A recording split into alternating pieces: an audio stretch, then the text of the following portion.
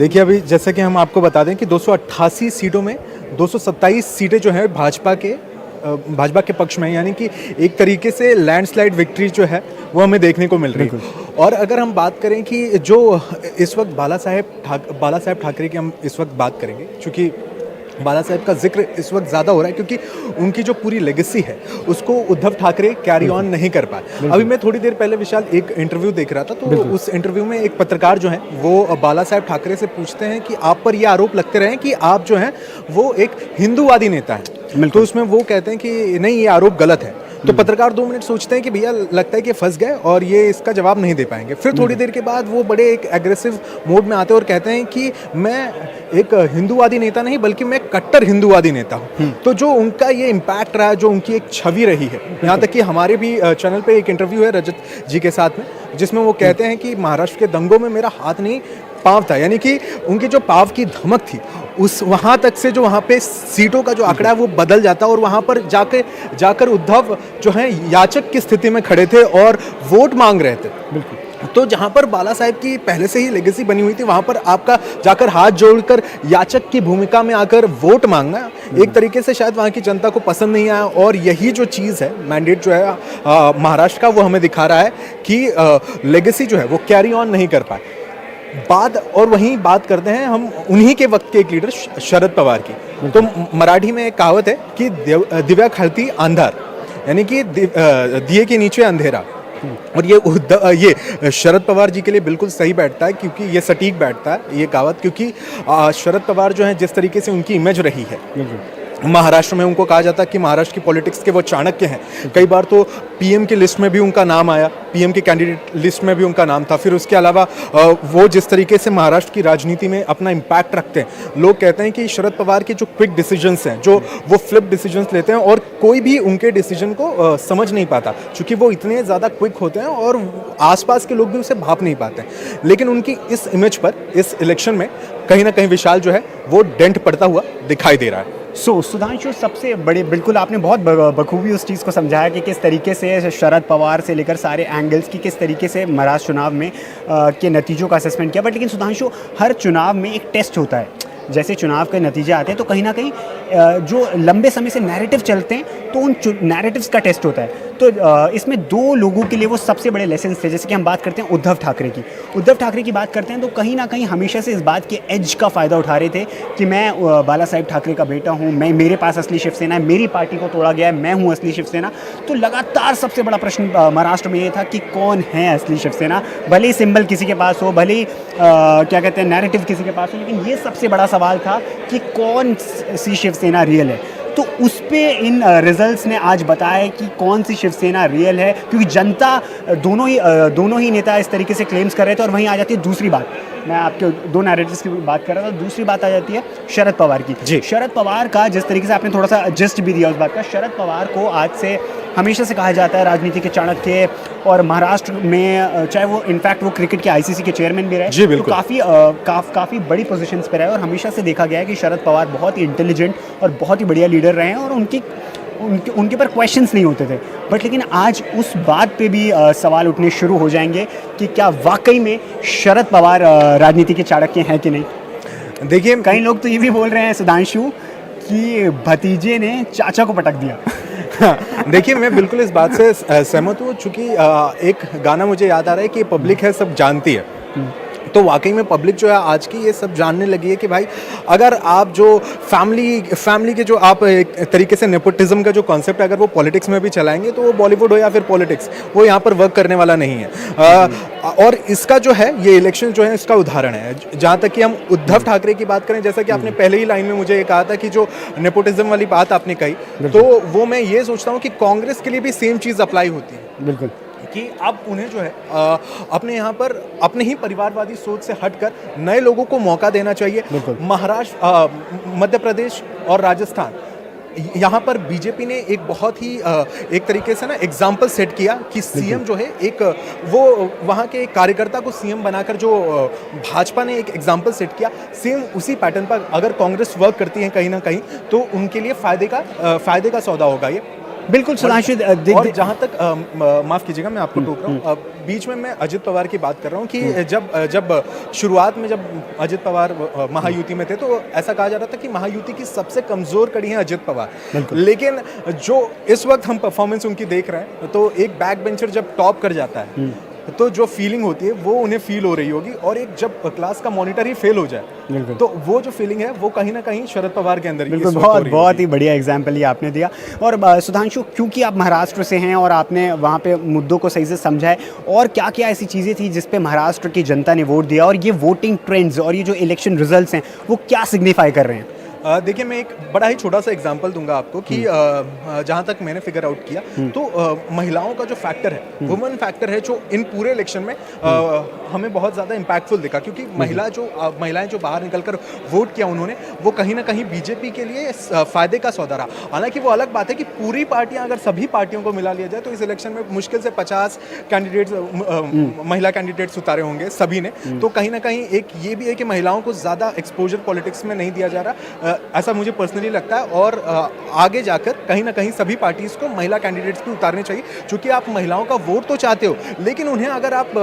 खड़ा नहीं करेंगे, उनको अगर आप लड़ाएंगे नहीं, तो आप वोट की एक्सपेक्टेशन भी क्या ही रख सकते हैं। और बात अगर करें महाराष्ट्र की, तो लाड़की बहनी योजना,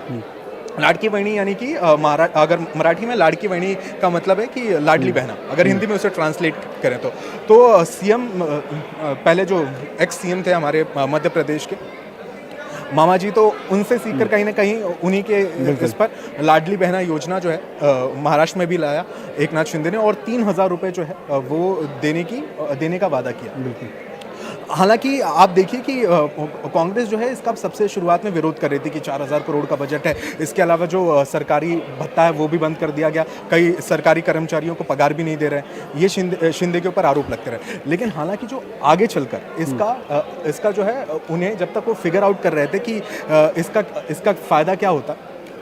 और जब वो फिगर आउट कर लिया उन्होंने कि हाँ इसका फ़ायदा तो हो रहा है, और फिर उन्होंने, आपने देखा होगा कि कांग्रेस ने अपने मैनिफेस्टो में महालक्ष्मी योजना का भी जिक्र किया, और इस चीज़ को उन्होंने भी अपनाया। लेकिन मैंने कहा ना कि तब तक तो बड़ी देर हो चुकी थी, और पब्लिक जो है वो सब जान गई, और यहीं पे कहीं ना कहीं डेंट पड़ा कांग्रेस के ऊपर भी, और महिला वोटर जो है वो भाजपा के पक्ष में आते हुए दिखाई दिए। एक बात और देखने की मिली, लगातार सोशल मीडिया पे या विपक्ष के नेताओं द्वारा कुछ ऐसी चीज़ें भी फैलाई गई या फिर ऐसी चीज़ें भी बोली गई कि जहाँ पे ये बात थी कि भारतीय जनता पार्टी असंवैधानिक तरीके से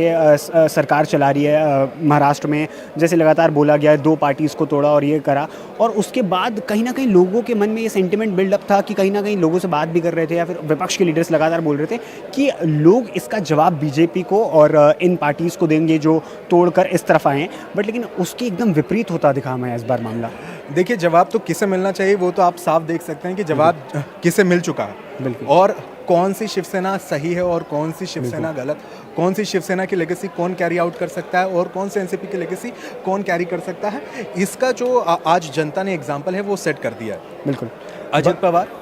जो है उनको जीत मिली, और इसके अलावा जो है उद्धव ठाकरे को हार मिलकर शिंदे को जीत मिली, तो इससे ये एग्जाम्पल सेट होता है कि बागियों का जो ट्रेंड है वो काफ़ी ज़्यादा इस चुनाव में रहा और उन्हें जीत भी मिली। बिल्कुल। एक बात मैं ये कहूँगा कि अभी थोड़ी देर पहले मैं ट्विटर स्क्रॉल कर रहा था तो मैंने देखा कि संजय राउत ने एक ट्वीट किया, नाही नाही नाही बॅलेट पेपरवर चुनाव करून पहा आणि मत जे आहे ते बदलेल, यानी कि जो बैलेट पेपर के ऊपर आप चुनाव करके देखिए और जो है ये मत जो है वो बदलता हुआ दिखाई देगा। तो मैं आपको ये बता दूं कि शायद विपक्ष ये चीज़ें जब भाजपा जीत जाती है, लौट के बुद्धू घर को आए, लौट के बुद्धू घर को आए, जी बिल्कुल सेम यही चीज़ है। बिल्कुल, ईवीएम हैक हो जाती है जब आप हार जाते हैं, बिल्कुल, और आप फिर वहाँ पे बैलेट पेपर पे चुनाव करने की मांग करते हैं। आप उस वक्त भी देख लीजिएगा कि आप कहते थे कर्नाटक तो क्या कर्नाटक में ईवीएम नहीं है कोई, क्या हिमाचल में ईवीएम नहीं है कोई, बिल्कुल, यूपी में ईवीएम हैक हो जा रही है लेकिन असम में हैक नहीं हो रही, महाराष्ट्र में ईवीएम हैक हो जा रही है लेकिन क्या वहाँ पर हैक नहीं होती। पर ये भी सवाल है कि क्या झारखंड में ईवीएम हैक हुई है कि नहीं? नहीं, मुझे लगता है शाम ढलते ढलते जैसे जैसे शाम आती है वैसे वैसे अगर नतीजे भाजपा के पक्ष में नहीं होते तो विपक्ष के पास सबसे इजी वे आउट यही होता है कि वो बात खड़ी कर देते हैं कि ईवीएम पे प्रश्न उठाना शुरू कर देते हैं और बैलेट पेपर्स की मांग करने लग जाते हैं। और मुझे लगता है आपने अभी अच्छा हाईलाइट कर दिया क्योंकि अभी दिन के 3:30 बज रहे हैं और मुझे लग रहा है शुरुआत शायद संजय राउत ने की है, शाम आते आते राहुल गांधी भी कुछ बोल देंगे तो कोई बड़ी बात नहीं होगी। नहीं देखिए, राहुल गांधी का तो मुझे ऐसा लगता है ना कि राहुल गांधी को और वर्क करना चाहिए। बीच में उनकी छवि काफ़ी ज़्यादा निखरी थी जब भारत जोड़ो यात्रा से उनकी कुछ पिक्स वायरल हुई, फिर उसके अलावा उन्होंने वर्क किया अपनी इमेज पर, उनकी स्ट्रैटेजीज भी थोड़ी बदली, लेकिन कहीं ना कहीं वो लैग कर जाते हैं हिंदुत्व के मुद्दे पर। हिंदुत्व का मुद्दा जो है, आज आप माने ना माने, लोग कितने भी पॉलिटिकल एनालिसिस हों, लेकिन हिंदुत्व का मुद्दा जो है आज के समय में इस वक्त देश में बहुत ज़्यादा एग्रेसिव है। महाराष्ट्र में भी हम इसका इम्पैक्ट देख सकते हैं, कहीं ना कहीं हमारे पिछले लोकसभा चुनाव में भी इसका इम्पैक्ट रहा। हालांकि 400 पार नहीं कर पाई भाजपा, लेकिन फिर भी हिंदुत्व का मुद्दा जो है वो कांस्टेंट रह रहा है। एक चीज़ सुधांशु, हम बार बार आज सुबह से बात कर रहे हैं, इस पूरे इलेक्शन की बात करते हैं, तो एक टर्म हम बार बार लेते हैं, हमारे दर्शक भी सोचते होंगे ये बार बार इस वाले टर्म्स का नाम ले रहे हैं, बट उसको हमें थोड़ा समझने की ज़रूरत है। लोगों का कहना है कि इस चुनाव को बदला, या फिर सीएम योगी आदित्यनाथ ने आकर बोला बटेंगे तो कटेंगे, पर मुझे ये समझना है कि सीएम योगी आदित्यनाथ ने ये बोला क्यों। तो मुझे लगता है राहुल गांधी ने लोकसभा चुनाव से एक नैरेटिव स्टार्ट किया जहां पर उन्होंने बात करी जातिगत जनगणना की, वो चाहते हैं कास्ट कंसेंसस हो। वहीं बीजेपी इसका काउंटर नहीं ला पाई उस टाइम पे, और जो मुझे लगता है लोकसभा इलेक्शंस में कहीं ना कहीं आप देखेंगे उत्तर प्रदेश में अखिलेश यादव की अगर जीत हुई पीडीए के नाम पे, पिछड़ा दलित अल्पसंख्यक, तो कहीं ना कहीं लोगों को वोट्स मिले उस बेसिस पे। बट अब क्वेश्चन ये उठता है कि जब इस तरीके की सिचुएशन बनती है, तो ये बटेंगे तो कटेंगे, एक हैं तो सेफ है, तो मुझे लगता है बीजेपी कहीं ना कहीं अपने हिंदूज़ को कहीं ना कहीं कल्मिनेट करने के लिए एक स्ट्रैटेजी लाई कि अगर आप बटोगे तो कटोगे। बेसिकली वो जो राहुल गांधी जो कास्ट कंसेंसस के नाम पर इस देश के लोगों में वो विभाजन की मानसिकता लाना चाह रहे थे, वो मुझे लगता है कि उसको काउंटर करने के लिए बीजेपी आई और ये वर्क कर गया। मुझे तो लगता है कि उद्धव जी के लिए ये लाइन बिल्कुल सही थी कि वो एक थे तो सेफ थे क्योंकि जब वो एक साथ थे तो कहीं ना कहीं उनके लिए एक अच्छे तरीके से वो जीत भी जाते, क्या पता। और एक तरीके से मैं यही कहूँगा कि बाला साहेब ठाकरे जो थे, उन्होंने एक बात कही थी कि मैं जब तक जीवित हूँ मैं कभी भी कांग्रेस के साथ हाथ नहीं मिलाऊंगा, और उनकी यही आइडियोलॉजी जो थी शायद कई लोगों को पसंद होगी, और शायद कई लोग इसी चीज़ पर निकल कर वोट दे रहे थे। लेकिन उद्धव ने क्या किया, वो जाकर कांग्रेस से हाथ मिला लिया, जो कि बाला साहेब से ठीक उल्टा उन्होंने काम किया। बिल्कुल। और जब ये चीज़ ऐसे होने लगती है तो जनता के अंदर भी एक मैसेज जाता है कि यार ये अपने पिता की ही लेगेसी अगर नहीं फॉलो कर रहा तो ये क्या होगा। और अगर वहीं बात करें एमएनएस की, तो देखिए एमएनएस तो मतलब अब खत्म सी नज़र आ रही है। अगर एक हालांकि एमएनएस के पास खोने के लिए ज़्यादा कुछ था नहीं, पाने के लिए बहुत कुछ था, बट मुझे लगता है कुछ इतना ज़्यादा गेन नहीं कर पाई। बिल्कुल। अगर ओवरऑल इस वक्त हम बात करें तो भाजपा का जो पूरा इम्पैक्ट रहा है इन पूरे इलेक्शंस में, उन्होंने जो हिंदुत्व का जो मुद्दा उठाया, फिर उसके अलावा महिला सशक्तिकरण के ऊपर भी उन्होंने ध्यान दिया। ओवरऑल इस वक्त जो मोदी का जो फेस है, वो हम ये कह सकते हैं कि मोदी के फेस पर भाजपा जो खेल रही है फ्रंट फुट में उतरकर, वो काफ़ी ज़्यादा उनकी स्ट्राइक रेट को जो है बूस्टअप दे रहा है। बिल्कुल। आपको क्या लगता है? बिल्कुल सुधांशु, मुझे लगता है कि प्रधानमंत्री मोदी का जब लोकसभा का चुनाव हुआ तो कहीं ना कहीं इस तरीके के क्वेश्चंस उठाए गए कि प्रधानमंत्री मोदी की बहुत बड़ी हार है, जबकि एनडीए के नेतृत्व में उन्होंने सरकार बनाई, तीसरी बार देश में भारतीय जनता पार्टी की एनडीए के साथ सरकार चल रही है। लेकिन इस तरीके का एक नैरेटिव बिल्ड किया कि अब राहुल गांधी अगले चुनाव के लिए एक बहुत बड़े लीडर बनकर उभर रहे हैं, पर उसके बाद वो विजय रथ स्टार्ट ही होने वाला था कि हरियाणा के चुनाव आ गए और उन्होंने एक रियलिटी चेक दिया। ठीक है भाई, रियलिटी चेक दिया, अब आप आगे की तरफ। कॉन्फिडेंस कहीं ना कहीं कांग्रेस को जो है हमेशा से ले डूबती है। मेरे एक तुकबंदी मेरे दिमाग में आ रही है कि महाराष्ट्र का कुछ ऐसा है हाल, नरेंद्र देवेंद्र ने किया कमाल और एमवीए है बेहाल। और इस पर आप क्या कहेंगे विशाल? वाह, बहुत बढ़िया सुधांशु। देखिए, जब हम बात करते हैं कांग्रेस के, तो कांग्रेस जो है मीटिंग खेलने में ज़्यादा बिजी है, मुझे लगता है, जहाँ तक लगता है। उन्हें जो अपने ग्राउंड लेवल पर जो काम है, शायद उनके नेताओं को जो बड़बोलापन है शायद उस पर कंट्रोल करना चाहिए और ऑन ग्राउंड उतरकर वाकई में लोगों के बीच जाना चाहिए और काम करना चाहिए, जैसा कि भाजपा में हम देख सकते हैं। और अपने कार्यकर्ताओं का साथ उतना ही इम्पोर्टेंट है जितना कि आपको जनता का साथ है। अगर आप अपने कार्यकर्ता पर भरोसा नहीं जताते, जैसा कि भाजपा हमेशा से जताती आई है, और परिवारवाद का मुद्दा नहीं छोड़ते हैं, तो कहीं ना कहीं कांग्रेस को फ्यूचर में ये बहुत ज़्यादा जो है एक तरीके से नुकसान पहुंचाने वाली है चीज़। The most important thing is आपको न्यू लीडरशिप डेवलप करनी पड़ेगी और उसको इनकरेज करना पड़ेगा। जी बिल्कुल। आप राजस्थान की बात करते हैं, आप उस वक्त मध्य प्रदेश की बात करते हैं तो आपके पास दो मंझे हुए खिलाड़ी थे। आपके पास शिवराज सिंह चौहान बतौर सबसे फेमस लीडर थे, बट आपने उनको